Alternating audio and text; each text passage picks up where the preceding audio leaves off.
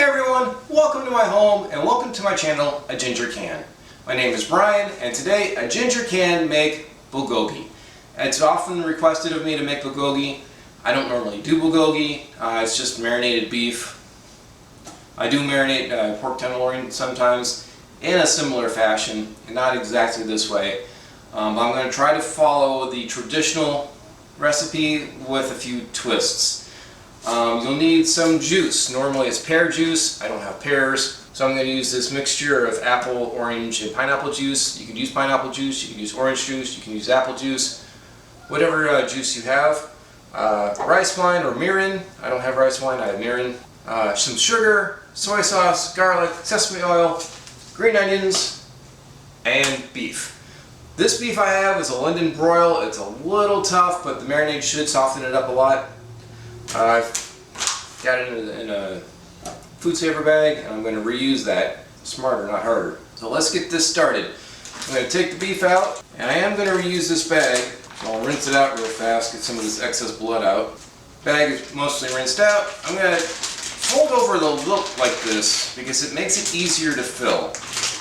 The bag tends to stay open like that better. So we're just going to thinly slice this, as thin as you can get it. Don't worry too much about the technique. You want about half a pound to a pound. I have a pound here, and I'm just going to marinate the whole pound. So adjust as necessary. Once I finish slicing this beef, we'll be right back.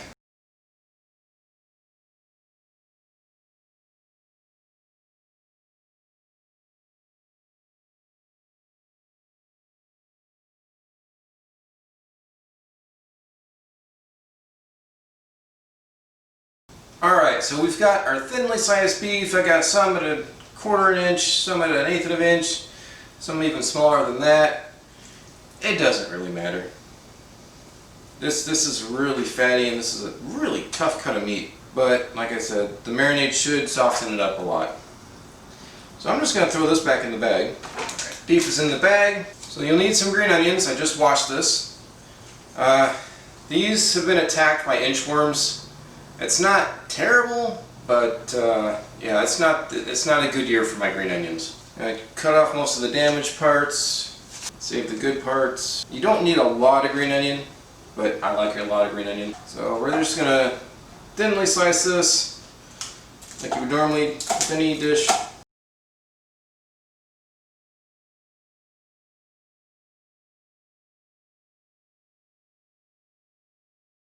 Green onions are chopped. We're going to throw them in the bag. You don't need a whole lot. If you go store-bought, a couple of stalks will do. I happen to like green onions and I happen to have a lot of them.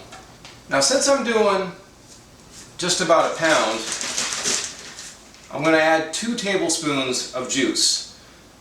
If you're doing half a pound, 1 tablespoon will do. You know what? That'll work. You want about 3 tablespoons of rice wine, or mirin, if you have mirin. You want about a 1/4 cup of soy sauce. Then this is for a pound. I'm going to add 3 cloves of garlic.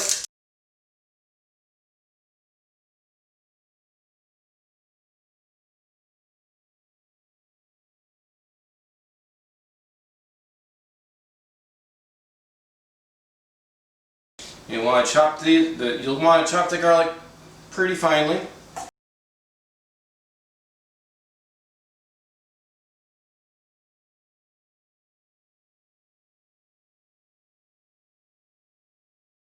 Now don't worry about me running this off my fingers. This part is not sharp. Alright, garlic is added. Now we'll want 2 tablespoons of sugar for a pound. If you're using half a pound, then it's 1 tablespoon. Once you got the sugar added, you'll need about 2 tablespoons of sesame oil. Alright, that should do it. So we'll give this a good mix. So what I'm going to do next is I'm going to grab my food saver, and it's really loud so I'm not going to record that. I'm going to vacuum seal this, let it sit in the fridge. You want to let it sit in the fridge for at least 2 to 3 hours. When we're getting ready to prepare, I'll bring you back. We'll slice up some onion, we'll get this in the pan, we'll fry it up real fast, and then we'll serve. So I'll see you in a few hours. We're back and we're going to start throwing things into the pot. I've got the beef that's been marinating, I've got some carrots, an onion, and some mushrooms. You can add almost anything to this. Bell peppers would be good, zucchini, squash would be okay. This is pretty much a staple. I don't have real carrots, I have baby carrots because that's what the boys eat, so I'm going to be chopping these up. I have about a quarter of a fairly large onion.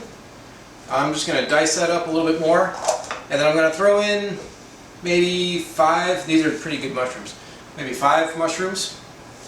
So let me get this chopped up and we'll start throwing it into the pan, and we'll get the pan on the stove. Got the pan on the stove. What we're looking at for volume, I've got about 2 cups of mushrooms, about 1 cup of onion, and 1 cup of carrots. About.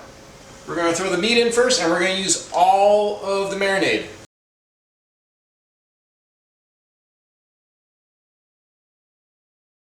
Get this warm but not scalding. And dump everything inside. Then add all your vegetables.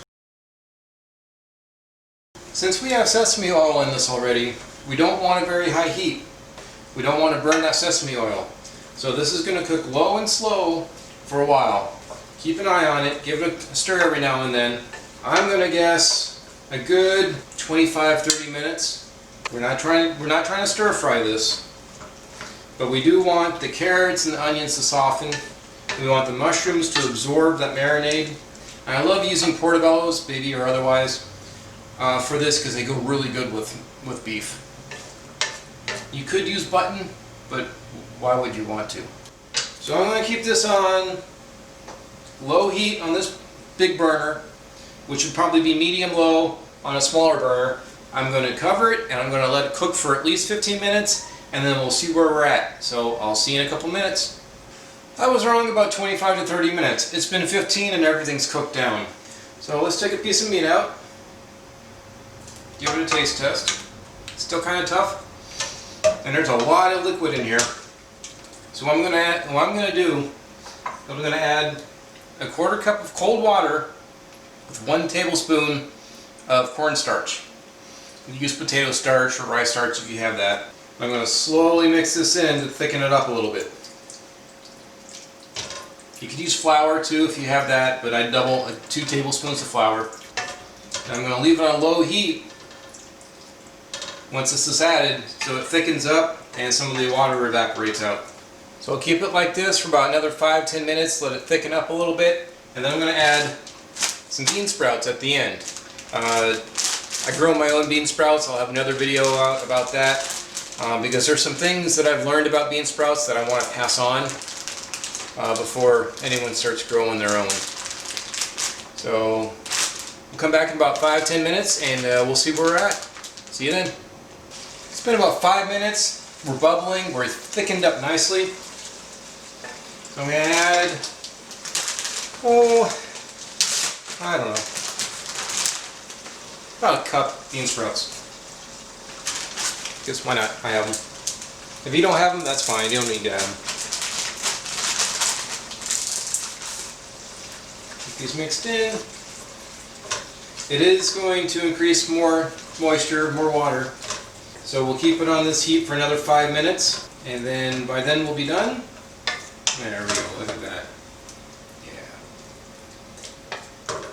I'll bring the pan around and we'll plate and talk. I'll see you in about 5 minutes. I'm back one last time. Got it off the stove. It looks wonderful. It smells great. I'm going to put it on top of some rice. So as I mentioned, I used a London broil. That's more of a stew meat. I really wouldn't use that for this. This is what I had. Sirloin, flank steak would be good. You want something that'll take a marinade really well. This is just what I happen to have at the time. Now this is not the normal traditional way to serve bulgogi. There's a bunch of different ways. I'm not a traditional Korean. I know I'm just as shocked as you are. I'm just a ginger that tries to cook food. You can change this up to what fits you, what you have in your refrigerator, what you have in your freezer. Like I said, I had London broil. I didn't have any bell peppers. I had extra bean sprouts, mushrooms go good with this, served it on rice, and there we have. Thank you for watching A Ginger Can, and today A Ginger Can make bulgogi. It has been requested several times by some of my subscribers, so here it is, bulgogi. Thank you for watching. Please like, share, subscribe, comment down below. If you want to see a different variation on this, that's fine, I can try that too. This is the way I cook it. Thanks again for watching. I'll catch you in the next video.